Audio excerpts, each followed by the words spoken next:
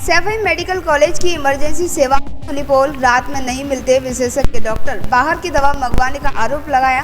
राज्य सरकार द्वारा 24 घंटे इमरजेंसी सेवा देने के निर्देश के बावजूद सैफई के मशहूर सरकारी अस्पताल की हकीकत कुछ और ही बयां कर रही है। रात के समय यहाँ इमरजेंसी वार्ड में विशेषज्ञ डॉक्टर की अनुपस्थिति और बाहर की दवा मंगवाने की शिकायतों ने अस्पताल प्रशासन पर सवाल खड़े कर दिए। लोगों का कहना है कि अस्पताल में डॉक्टरों की मनमानी चल रही है। मरीजों को भर्ती करने से लेकर इलाज तक हर स्तर पर लापरवाही देखी जा रही है। सरकारी अस्पताल होने के बावजूद दवाओं की किल्लत और डॉक्टरों की उदासीनता की है। स्वास्थ्य विभाग के अधिकारी जहां एक और 24 घंटे बेहतर स्वास्थ्य सेवा देने का दावा करते हैं, वहीं सैफई जैसे प्रमुख अस्पताल में ऐसी लापरवाही जनता की उदासीनता को ठेस पहुंचाती नजर आ रही है। अब देखना यह होगा कि प्रशासन इस गंभीर मामले पर कब संज्ञान लेता है और सुधार की दिशा में क्या कदम उठाता है। महाराज जी, क्या नाम है आपका? मैं महंत शमशानगिरी, थानापति श्री पंचनाम आवान अखाड़ा, और वर्तमान पता है गुरु ज्ञानदास आश्रम, नंगला राठौर, सैफई इटावा। वर्तमान राष्ट्रीय अध्यक्ष धर्म प्रकोष्ठ देवसेना से हूँ। आप सैफई गए थे, तो क्या मामला है जो आपने? सैफई यहाँ परसों हमारे यहाँ एक बच्ची, भक्त लोग आते रहते हैं, तो एक बच्ची यहाँ बीमार हो गई। हम अपनी गाड़ी से लेकर के गए तो वहाँ इमरजेंसी में भर्ती करवाया। वहाँ पूरा ही स्टाफ नादारत पाया गया, कोई भी स्टाफ का व्यक्ति नहीं था।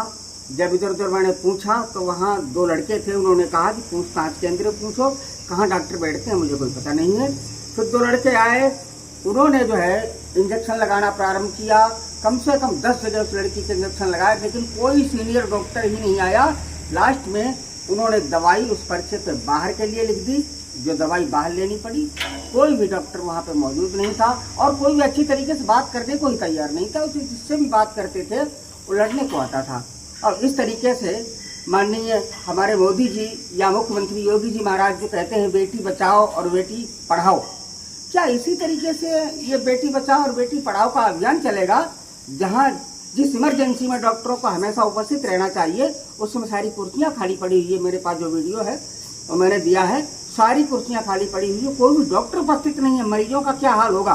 तो इसलिए मेरी गुजारिश है शासन और प्रशासन से कि जो बेटी बचाओ बेटी पढ़ाओ का नारा चल रहा है, आप उसको साकार कीजिए और जो भी गरीब तबके के लोग हैं, इन डॉक्टरों पे अच्छी तरीके से नकेल कसी जाए, जो आगे इन गरीब लोगों को कोई भी किसी तरीके से परेशानी नहीं हो।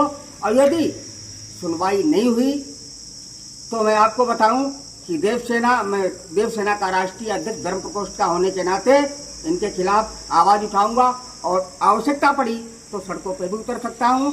इसलिए मैं चाहता हूं कि शासन प्रशासन को सैफई पीजीआई में डॉक्टर स्टाफ को संज्ञान में लेना चाहिए और सरकार निगरानी रखे कि जो भी गरीब तबके के लोग हैं उनकी सुनवाई क्यों नहीं हो रही है, किस चीज़ की तनख्वाह ले रहे हैं लोग। और हमारे पत्रकार बंधुओं को भी वहाँ पे जाने और आने के लिए आदेशित किया जाए, जो वहाँ के गरीब लोगों का हालचाल जान सके और मीडिया के द्वारा प्रसारित और प्रचारित कर सके, जो डॉक्टर लोगों की